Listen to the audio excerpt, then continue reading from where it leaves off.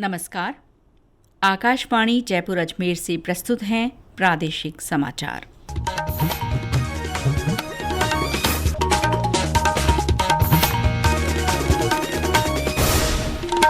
मुख्य समाचार। प्रधानमंत्री नरेंद्र मोदी आज कनाडा में G7 शिखर सम्मेलन में भाग लेंगे। इसमें ऊर्जा सुरक्षा, प्रौद्योगिकी और अन्य वैश्विक चुनौतियों पर चर्चा होगी। भारतीय दूतावास ने इस्राइल और ईरान में बढ़ते तनाव को देखते हुए तेहरान से विद्यार्थियों को सुरक्षित निकाला। केंद्रीय मंत्री भूपेंद्र यादव ने जोधपुर में कहा, प्रकृति का अत्यधिक दोहन भविष्य के लिए घातक। राज्य में मानसून प्रवेश का काउंटडाउन शुरू, अधिकतर स्थानों पर मानसून पूर्व की बारिश का दौर जारी।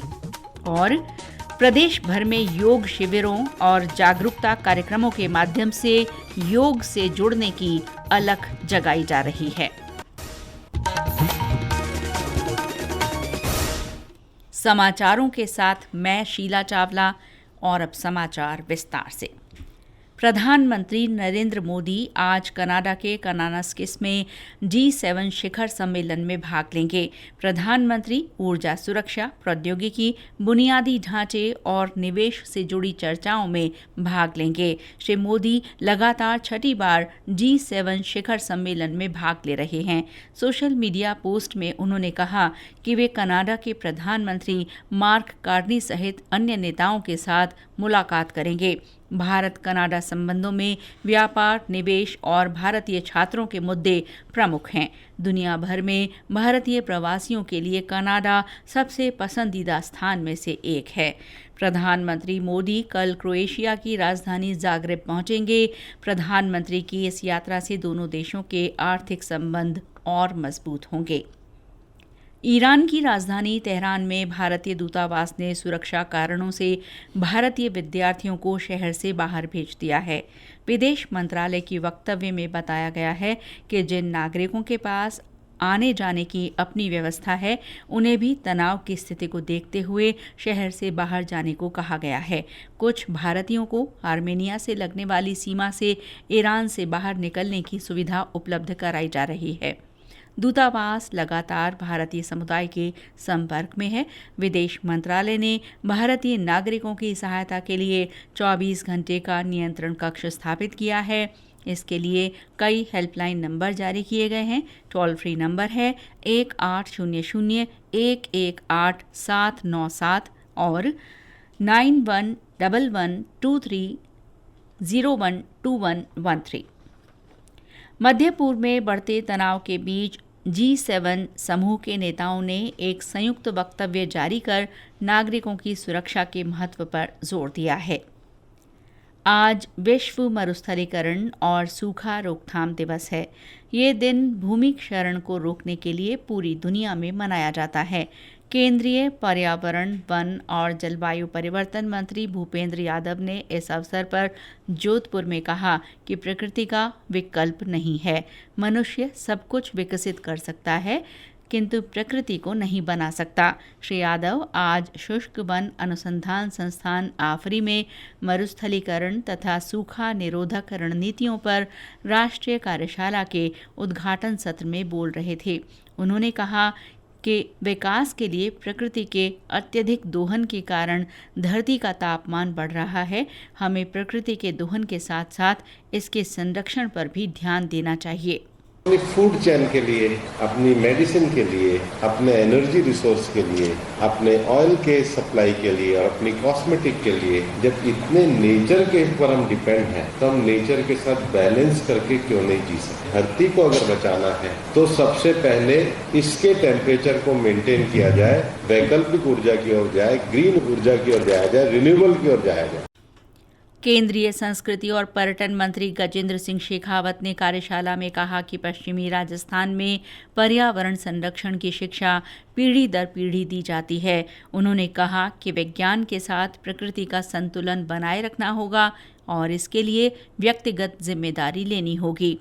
भारत दुनिया में जमीन से सबसे ज्यादा पानी निकालने वाला देश है। ऐसे में जल संरक्षण को जन आंदोलन बनाने की जरूरत है। भारत क्योंकि दुनिया का सबसे ज्यादा जमीन से पानी निकालने वाला देश है, हमारी ग्रामीण पेयजल की आपूर्ति लगभग 80% से ज्यादा भूगर्भ के जल पर निर्भर करती है और शहरी क्षेत्र में भी लगभग 65% भूगर्भ के जल पर आधारित है। राजस्थान भर में 5 जून से लेकर के 15 जून के बीच में लगभग 88,000 ऐसे कार्यक्रम आयोजित हुए जिनमें लाखों लोगों ने सहभागिता दर्ज की है और इन कार्यक्रमों के माध्यम से लगभग 15,330 ऐसे ट्रेडिशनल वाटर बॉडीज को रिजुविनेट करने के लिए, उनकी स्वच्छता, उनके कैचमेंट एरिया को ट्रीट करने, उनके कैचमेंट एरिया के अंदर अवरोधों को समाप्त करने के लिए काम हुआ है। केंद्रीय सड़क परिवहन और राजमार्ग मंत्रालय ने पाली जिले में सड़क निर्माण के लिए 128 करोड़ रुपए से अधिक राशि मंजूर की है। सेंट्रल रोड इंफ्रास्ट्रक्चर फंड के तहत मिलने वाली इस राशि से सुमेरपुर और बाली क्षेत्र में सड़क निर्माण किया जाएगा। इस पर 36 करोड़ रुपए खर्च होंगे। वहीं सड़कों की मरम्मत और उन्हें चौड़ा करने के लिए 62 करोड़ रुपए की राशि खर्च की जाएगी। सड़क संपर्क मजबूत होने से जिले में आवागमन सुगम होगा। वहीं व्यापार, पर्यटन और कृषि क्षेत्र को भी बढ़ावा मिलेगा। ये समाचार आकाशवाणी जयपुर अजमेर से प्रसारित किए जा रहे हैं। प्रादेशिक समाचार बुलेटिन आप हमारे एक्स हैंडल @AIRnews_जयपुर, YouTube channel Rajasthan AIR news और फेसबुक AIR न्यूज़ राजस्थान पर भी सुन सकते हैं। राज्य में 1-2 दिन में मानसून के आने की प्रबल संभावना है। मौसम विभाग के अनुसार गुजरात और आसपास के इलाकों में कम दबाव का क्षेत्र बना हुआ है। इससे मानसून के दक्षिण राजस्थान की ओर बढ़ने के लिए अनुकूल परिस्थितियां हैं। राज्य में अधिकतर स्थानों पर कल हल्की से मध्यम बरसात के आसार हैं। वहीं अगले 4-5 दिन में उदयपुर और कोटा संभाग में कहीं कहीं भारी बारिश हो सकती है। इस बीच आज करौली, बाड़मेर, जैसलमेर, पाली, झालावाड़ और चूरू में कुछ जगह अच्छी बरसात हुई। भरतपुर में दोपहर बाद तेज अंधड़ के साथ हुई बारिश से कई जगह टीन टप्पर उड़ गए और होर्डिंग्स धराशायी हो गए। हनुमानगढ़ से हमारी संवाददाता ने बताया कि पानी के तेज बहाव के कारण कई जगह जल भराव की स्थिति बन गई। हनुमानगढ़ जिले में कई दिनों से पड़ रही भीषण गर्मी के बाद अचानक से मौसम का मिजाज बदल गया, जिसके कारण 2 दिन से लगातार बरसात हो रही है। कल शाम को भादरा में 32 mm बारिश दर्ज की गई। वहीं आज जिला मुख्यालय सहित कई स्थानों पर मूसलाधार बारिश हुई, जिससे निचले स्थानों पर पानी भर गया, जिसके चलते आवागमन पूर्णतः बाधित हो गया। वहीं बारिश से किसानों के चेहरे खिल उठे। बिरानी इलाकों में मोठ, मूंग व बाजरे जैसे मोटे अनाज की फसल के लिए यह बारिश वरदान साबित होगी। मैना देवी, आकाशवाणी समाचार, हनुमानगढ़। बीते 24 घंटों में पूर्वी राजस्थान में कई जगह भारी बारिश हुई। सबसे ज्यादा 7.5 सेंटीमीटर बरसात सीकर में रिकॉर्ड की गई। अंतर्राष्ट्रीय योग दिवस के उपलक्ष्य में नई दिल्ली में आज योग बंधन कार्यक्रम रखा गया। मोरारजी देसाई राष्ट्रीय योग संस्थान में हुए इस कार्यक्रम में डेनमार्क, इंडोनेशिया, मलेशिया, दक्षिण कोरिया, अर्जेंटीना सहित विभिन्न देशों के प्रतिनिधियों ने हिस्सा लिया। ये इस साल योग दिवस के सिलसिले में चलाए गए 10 प्रमुख कार्यक्रमों में से है। आयुष मंत्रालय के सचिव वैद्य राजेश कोटेचा ने इस अवसर पर कहा कि विभिन्न देशों के ये प्रतिनिधि 5 दिन की भारत यात्रा में उन महत्वपूर्ण स्थानों पर भी जाएंगे जहां अंतर्राष्ट्रीय योग दिवस समारोहों का आयोजन होना है। ये दौरा 21 जून को अंतर्राष्ट्रीय योग दिवस में भाग लेने के बाद संपन्न होगा। प्रदेश में भी योग शिविर और सामूहिक योगाभ्यास कार्यक्रम जारी हैं। आज मुख्यमंत्री निवास पर विशेष योग सत्र रखा गया। मुख्यमंत्री भजनलाल शर्मा ने विद्यार्थियों और सुरक्षा कर्मियों के साथ योगाभ्यास किया। अजमेर, पाली और झालावाड़ में भी अंतर्राष्ट्रीय योग दिवस काउंटडाउन के तहत विभिन्न स्थानों पर योगाभ्यास कार्यक्रम हो रहे हैं।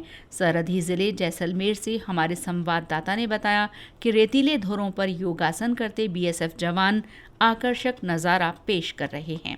भारत पाकिस्तान सरहद पर सीमा सुरक्षा बल देश की सुरक्षा के साथ साथ आम जन को योग के माध्यम से शारीरिक व मानसिक रूप से स्वस्थ रहने का संदेश दे रही है। अंतर्राष्ट्रीय योग दिवस के तहत सीमा सुरक्षा बल के जवान और अधिकारी योग का अभ्यास कर रहे हैं। शांत व खुशनुमा माहौल में योगाभ्यास कर रही सीमा प्रहरी योग को अपने जीवन में शामिल करने तथा योग दिवस के आयोजन को सफल बनाने का भी संदेश दे रहे हैं। सीमा सुरक्षा बल के अधिकारी और जवान योगाभ्यास में उत्साहपूर्वक भाग ले रहे हैं। मनीष व्यास, आकाशवाणी समाचार, जैसलमेर।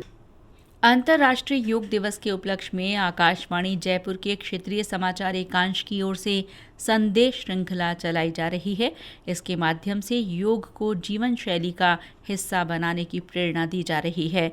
इसी कड़ी में आज सुनिए योग विशेषज्ञ कामिनी यादव का संदेश। योग हमारे जीवन में एक महत्वपूर्ण भूमिका रखता है। जिस तरीके से हम देखते हैं कि रूटीन के जो हम लाइफ में डेली नित्य क्रम करते हैं, उसी तरह से आप योग को भी आपके जीवन में अपनाइए, क्योंकि यह शारीरिक ही नहीं, यह आपके मानसिक स्तर पर भी कार्य करता है। तो मैं ये कहूंगी कि आप नियमित तौर पे योग को अपनाएं। आप 10 से 15 मिनट ही, चाहे आप प्राणायाम करिए, चाहे तो कोई स्ट्रेच आसन करिए, लेकिन नियमित तौर पे 10 से 15 मिनट आप स्वयं के लिए निकालिए। योग ही जीवन है, यह सत्य है। हज 2025 के मुकद्दस सफर पर गए यात्रियों का लौटना शुरू हो गया है। हाजियों की वापसी की पहली उड़ान आज सुबह जयपुर अंतर्राष्ट्रीय हवाई अड्डे पर पहुंची। राजस्थान हज कमेटी के अनुसार 28 जून तक 17 उड़ानों के जरिए हाजियों की वापसी होगी। राज्य से इस बार 3,408 यात्री हज यात्रा पर गए थे।